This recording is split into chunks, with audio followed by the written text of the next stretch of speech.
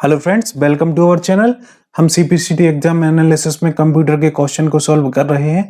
Friends, आज की इस वीडियो में हम 2 मार्च 2023 को फर्स्ट शिफ्ट में हुए पेपर को सॉल्व करेंगे, जिसमें हम कंप्यूटर के 1 से 26 तक के क्वेश्चन, लगभग 26 क्वेश्चन को सॉल्व करेंगे। तो फ्रेंड्स, अंत तक जरूर देखिएगा। ये सारे क्वेश्चन आपके सीपीसीटी एग्जाम में इंपॉर्टेंट होंगे और आपको पता चलेगा कि सीपीसीटी एग्जाम का पैटर्न किस तरीके से होता है, क्वेश्चन की डिफिकल्टी लेवल कितनी होती है और कौन कौन से टॉपिक से क्वेश्चन आपके लिए पूछे जाते हैं। फ्रेंड्स, 500 मोस्ट इंपोर्टेंट क्वेश्चन की जो सीरीज है वो आपको मेरे चैनल पर मिल जाएगी। यदि आपने वो सीरीज नहीं देखी है तो सीरीज को आप जरूर देखिएगा, जिसमें हमने 500 मोस्ट इंपोर्टेंट कंप्यूटर के क्वेश्चन को सॉल्व किया था। तो उस वीडियो को आप जरूर देखिएगा, उससे आपको सीपीसीटी एग्जाम देने में परेशानी जो होती है उससे आपको निजात मिल सकेगी। तो आइए फ्रेंड्स, इस वीडियो को स्टार्ट करते हैं। हमारा आज का पहला क्वेश्चन है, किसी प्रोग्राम, फीचर या फाइल का एक छोटा चित्रात्मक निरूपण निम्न में से क्या कहलाता है। कोई एक प्रोग्राम है या फीचर है या फाइल है, उसका छोटा चित्रात्मक निरूपण निम्न में से क्या कहलाता है। ऑप्शन है desktop, option B driver, option C screen saver और ऑप्शन डी आइकॉन। तो आप सभी को पता है कि आप जब भी डेस्कटॉप पर देखते हैं तो एक छोटा सा इस तरीके से आइकन दिखाई देता है, जिस पर आप क्लिक करते हैं तो प्रोग्राम, फीचर या फाइल खुल जाता है।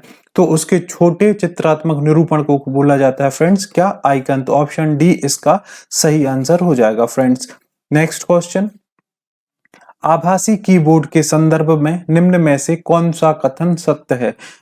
आभासी कीबोर्ड मतलब वर्चुअल कीबोर्ड कहलाता है फ्रेंड्स। तो उसके बारे में सत्य कथन को चुनना है।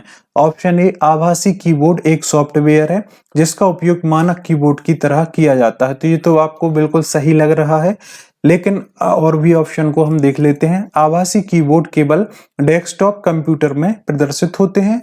ऑप्शन सी, जी बोर्ड माइक्रोसॉफ्ट द्वारा बनाया गया एक आभासी कीबोर्ड है और आभासी कीबोर्ड में अक्षर और विराम चिन्ह नहीं होते हैं। तो ये तो गलत हो जाएगा क्योंकि सभी चीजें होती हैं। ठीक है, आभासी कीबोर्ड केवल डेस्कटॉप कंप्यूटर में प्रदर्शित होते हैं, तो ऐसा भी नहीं है। और जी बोर्ड माइक्रोसॉफ्ट द्वारा बनाया गया है, तो ये भी गलत है। तो ऑप्शन ए इसका सही आंसर हो जाएगा। आभासी जो कीबोर्ड है या फिर वर्चुअल कीबोर्ड है, एक सॉफ्टवेयर होता है जिसका उपयोग मानक कीबोर्ड की तरह किया जा सकता है। तो ऑप्शन ए इसका सही आंसर हो जाएगा। नेक्स्ट क्वेश्चन, एमएस एक्सेल में कौन सा फंक्शन उनके माध्यम से डेटा बिंदुओं के पूर्ण विचलन का औसत देता है। तो आपको फंक्शन से संबंधित एक ना एक क्वेश्चन जरूर पूछा जाता है। जितनी भी वीडियो हम देख चुके हैं या फिर डिस्कस कर चुके हैं, सभी वीडियोस में हमने एमएस एक्सेल और एमएस वर्ड में के क्वेश्चन को देखा है, जिसमें एमएस एक्सेल के एक्सटेंशन या फिर फंक्शन को हर एक वीडियो में एक दो क्वेश्चन को सॉल्व करते हैं हम। तो ये फंक्शन से संबंधित क्वेश्चन आपको जरूर आएगा। तो इस क्वेश्चन को आप या तो नोटबुक उठा करके उसमें लिख लीजिए या फिर आप इस वीडियो को एक बार फिर से देख लीजिए, जिससे ये याद हो जाए। तो ज्यादा अच्छा ये रहेगा कि आप इन सारे क्वेश्चन को एक जगह नोटबुक में लिख लें। तो ऑप्शन है जो आपका एमएस एक्सेल का फंक्शन जो माध्य से डेटा बिंदुओं के पूर्ण विचलन का औसत देता है, विचलन का औसत देता है मतलब एवरेज ऑफ डेविएशन। तो इसका सही आंसर हो जाएगा ए भी ई।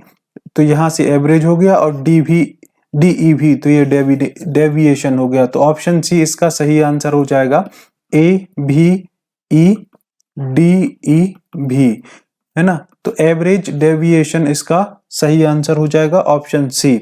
तो फ्रेंड्स, आई होप ये क्वेश्चन आपको पसंद आ रहे होंगे। इसी तरीके से हम सारी वीडियोस में क्वेश्चन को सॉल्व करते हैं। तो यदि आपने प्रीवियस वीडियो नहीं देखी तो आप चैनल पर जा करके देख सकते हैं। इस वीडियो को अंत तक जरूर देखिएगा, ये सारे क्वेश्चन आपको सीपीसीटी एग्जाम में महत्वपूर्ण होंगे। नेक्स्ट क्वेश्चन, यदि आप लिनक्स ऑपरेटिंग सिस्टम का उपयोग कर रहे हैं तो निम्न में से कौन सा प्रतीक ऑपरेटिंग सिस्टम में शीर्ष स्तरीय निर्देशिका का प्रतिनिधित्व करता है।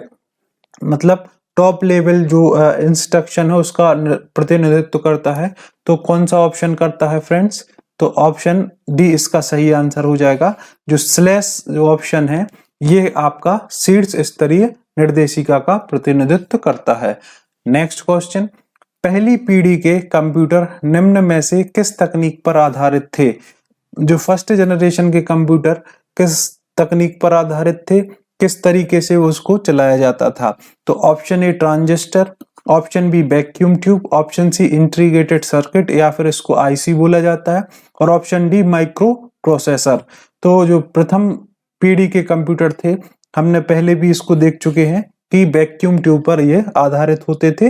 वैक्यूम ट्यूब के द्वारा इनमें स्टोरेज किया जाता था। ऑप्शन बी इसका राइट आंसर हो जाएगा।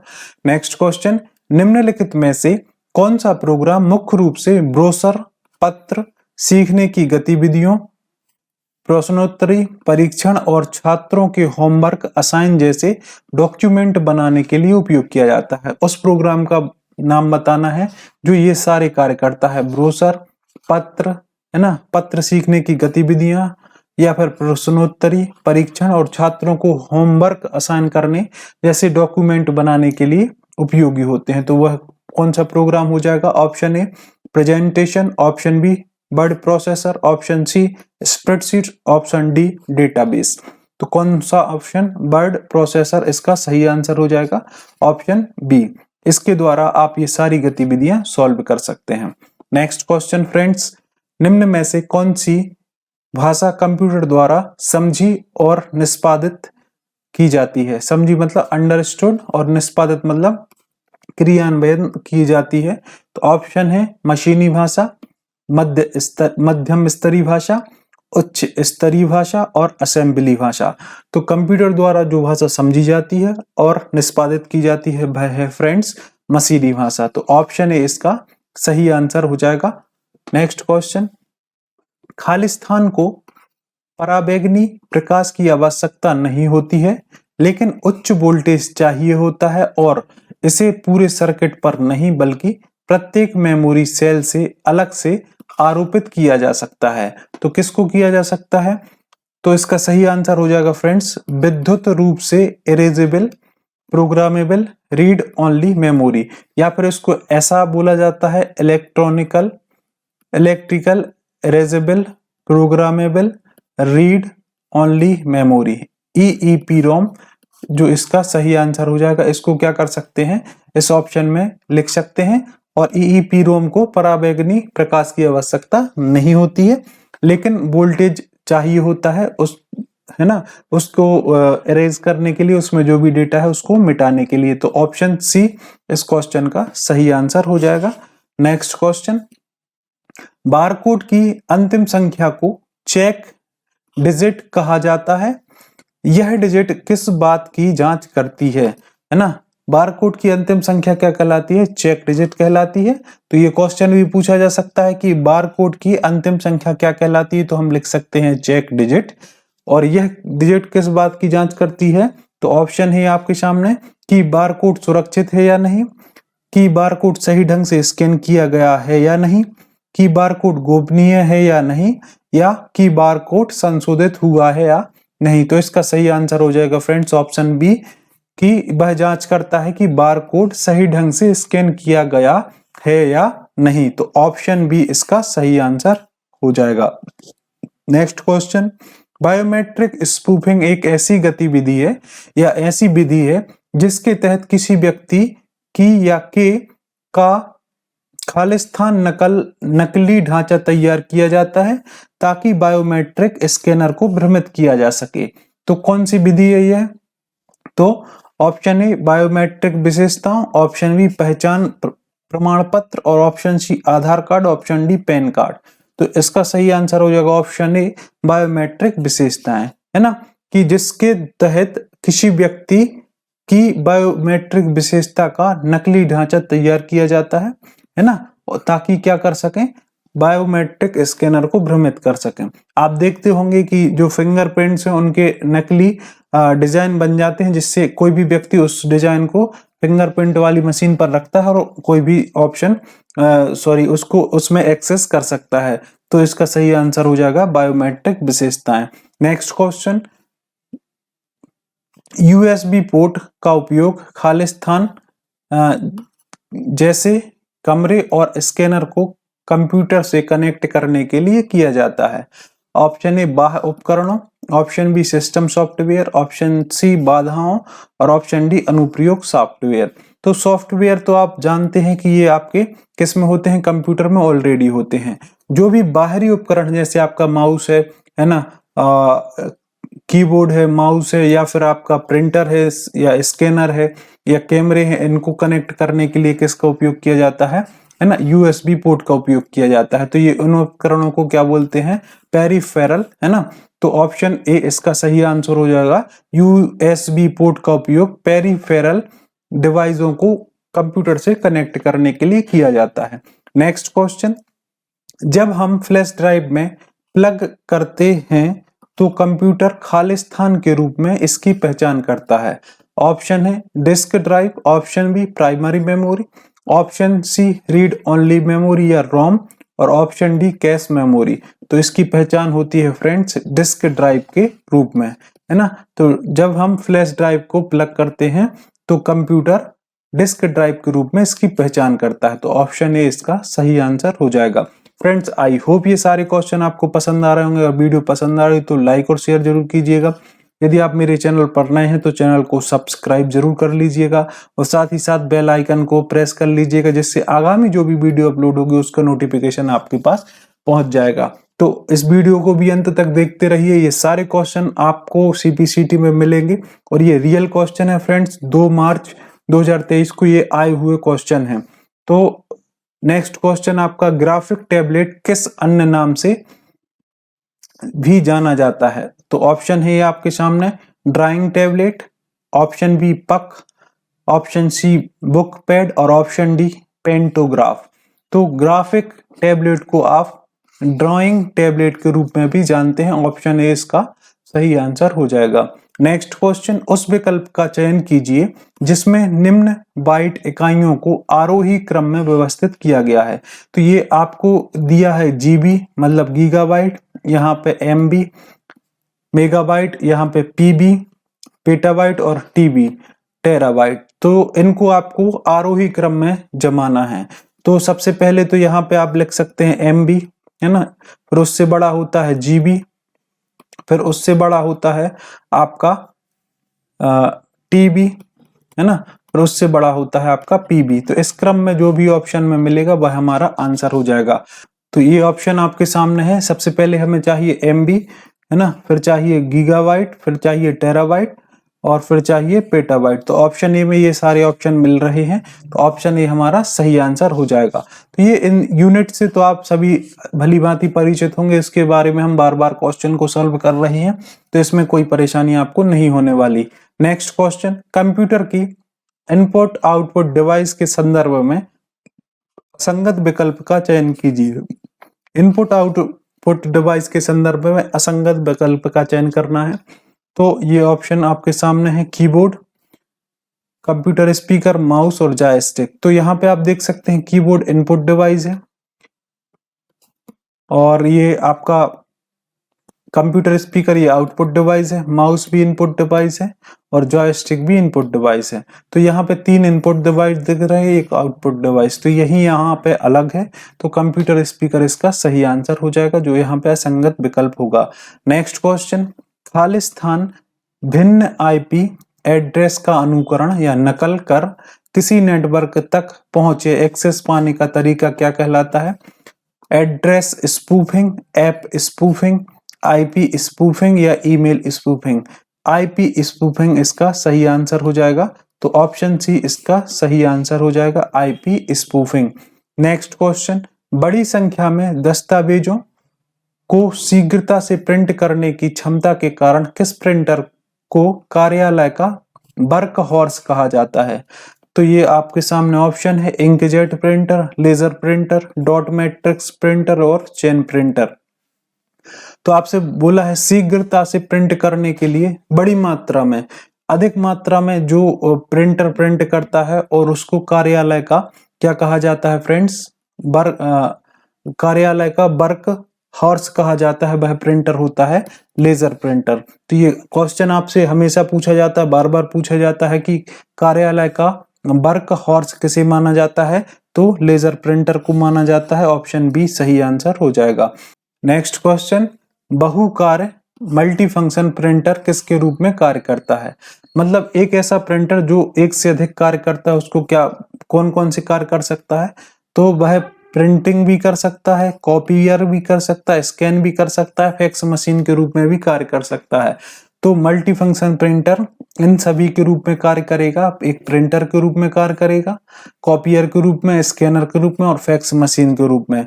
तो ऑप्शन ए हमारा सही आंसर हो जाएगा।